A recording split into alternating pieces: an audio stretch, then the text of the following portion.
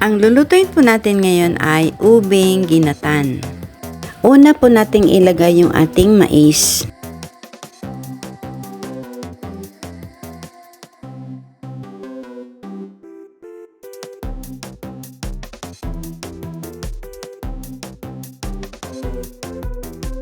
And then yung ating kulay ube na kamote.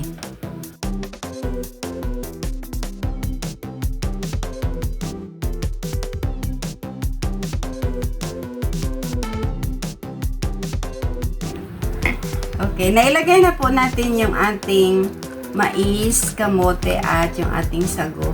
Ngayon ay lalagay na natin yung ating asukal.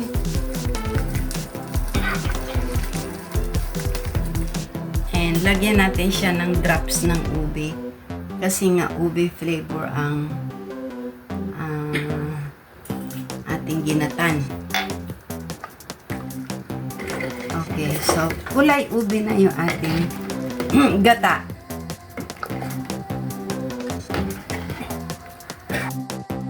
At ngayon naman pa ilalagay natin yung ating saging na saba.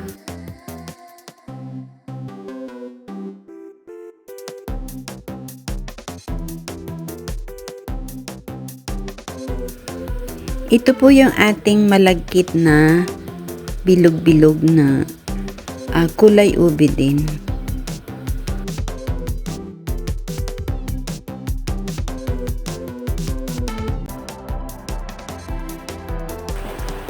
Okay, lalagay na po natin yung ating pampalapot.